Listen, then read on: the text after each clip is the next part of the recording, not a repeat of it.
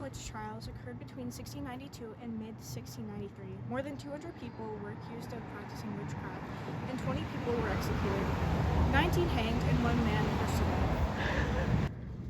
An additional 5 accused also died in the cold, unsanitary conditions of the town jail. In 1711, colonial authorities pardoned some of the accused and compensated their families up to £600. 2022 was when the last accused witch, Elizabeth Johnson Jr., had finally been exonerated for her 1693 witchcraft conviction, due to the class petitioning the Massachusetts legislature used to clear her name. In 1957, Massachusetts officially apologized for its actions during the witch trials. The story of the Salem witch trials is often associated with paranoia and injustice. The origins of mass hysteria that spread throughout Salem in colonial Massachusetts is believed to be a mixture of misogyny, xenophobia, economic upheaval, religious extremism, and possibly a poisonous fungus called ergo, which causes hallucinations and convulsions. 1692, Reverend Samuel Parris found his 9-year-old daughter and 11-year-old niece, Abigail Williams, experiencing unexplained fits. They spoke gibberish and contorted their bodies in bizarre manners. Under pressure, the girls accused 3 women of practicing black magic against them to explain their strange actions. 3, 2, 1, go. Okay. Sarah Good, Tituba, and Sarah Osborne were brought to trial. Tituba, who was an enslaved woman of the Parris household, confessed to consorting with Satan and alleged, but she knew that Sarah Good and Sarah Osborne had done the same. Her confession shook Salem and allowed for further paranoia and more potential witches, many of whom filled the local jail. The hysteria prompted the governor to create a special court that allowed testimony based on dreams and visions, not fact.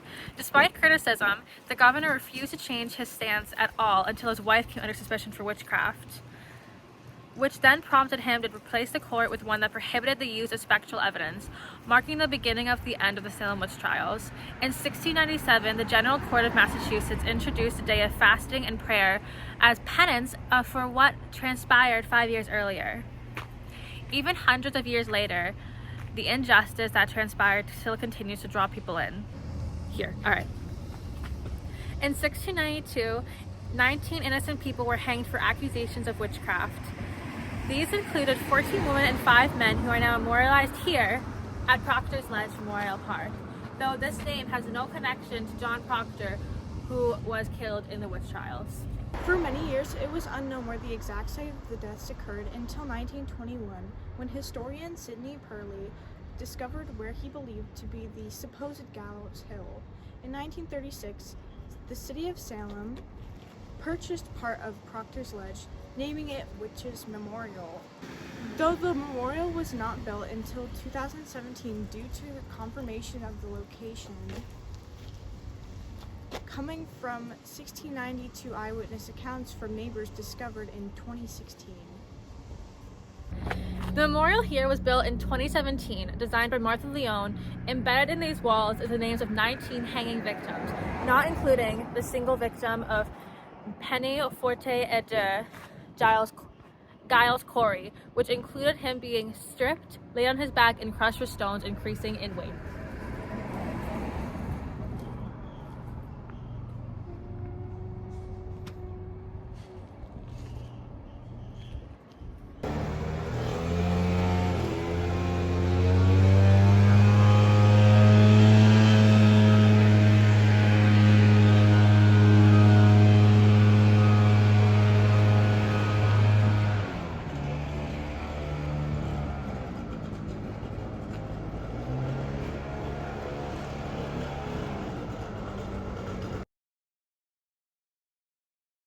Here are the names, manners of deaths, and dates of execution of each victim, with a dedicated bench where visitors can leave gifts such as flowers to remember them.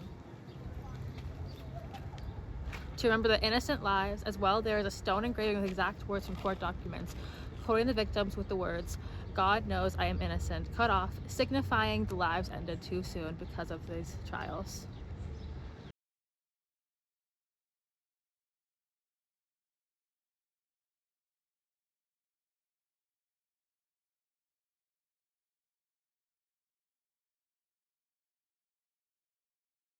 Dedicated on August 5th, 1992, 300 years after the events. by author and Holocaust survivor Elie Wiesel. The design by Washington residents Maggie Smith and James Coulter, who won in a contest with 246 entries for designs for this memorial.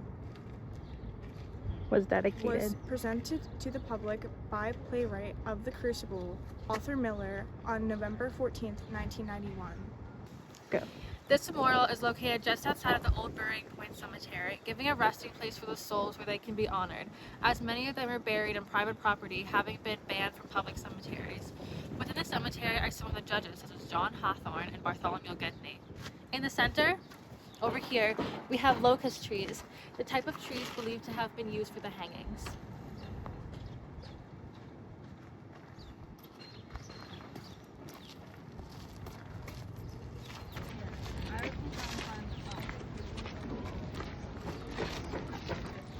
Here's the dedication for Giles Corey, who was not listed on the other memorial.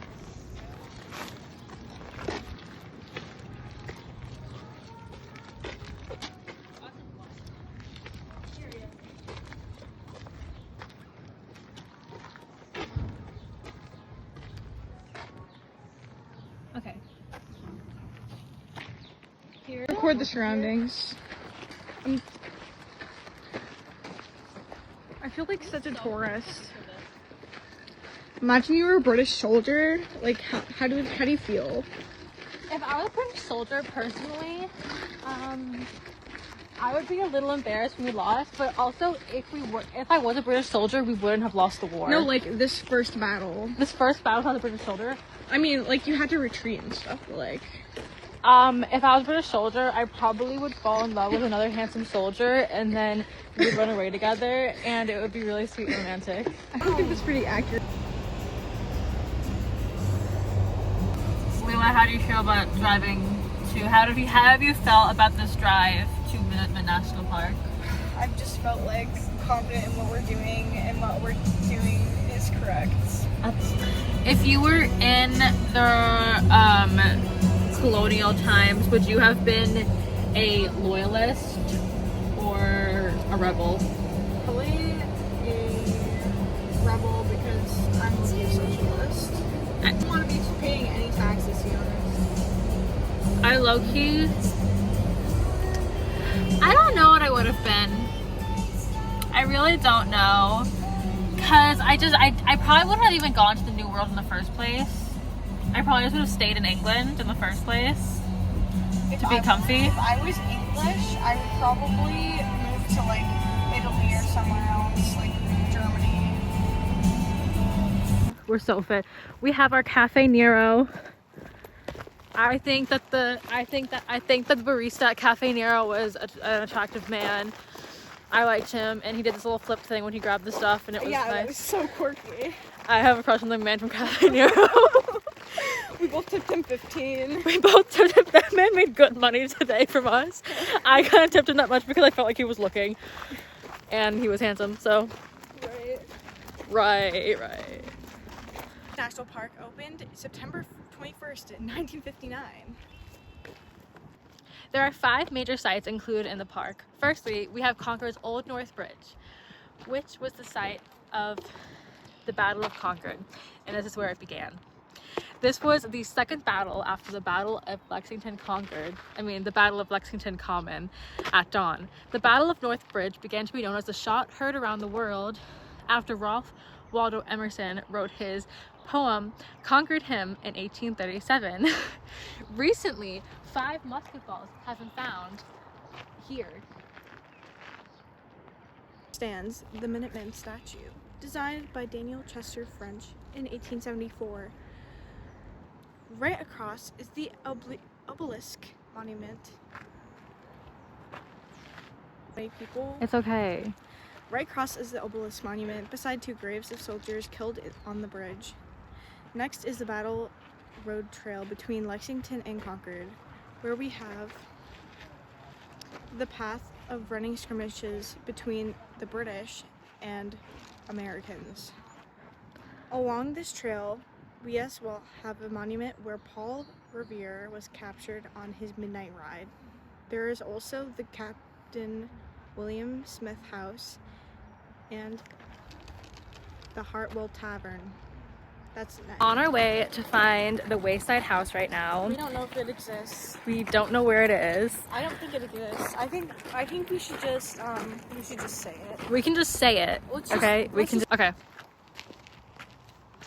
Inside this park is also included the Wayside, which housed author Louisa May Alcott and her family, who we will discuss more later when we visit her orchid house, Nathaniel Hawthorne, and Margaret Sidney. It was originally called Hillside by Nathaniel Hawthorne. It was originally called Hillside by the Alcotts, but later renamed Wayside by Nathaniel Hawthorne. It was also part of the National Underground Railroad system, which helped thousands of enslaved people escape to the north.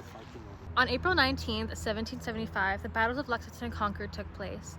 They were the first major military actions between the British Army and the Patriot militias from British America's 13 colonies during the Revolutionary War.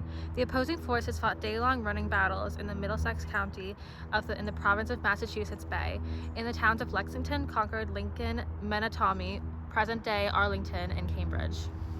After the Boston Tea Party in 1773, the British Parliament passed the Intolerable Acts, including the restrictive Massachusetts Government Act, which were designed to suppress dissent and restore order in Massachusetts. The British Parliament took away the right to elect members of its executive council and instead gave the British king full control over the council. Many civil offices were now appointed by the royal governor instead of elected. In order to resist the acts, Suffolk colonial leaders adopted the Suffolk Resolves as a rejection of the acts. The leaders formed the Massachusetts Provisional Government, the Massachusetts Provisional Congress, and called for local militias to train for possible hostilities. The Provisional Congress effectively controlled colonies outside of Boston. The First Continental Congress endorsed the Suffolk Resolves.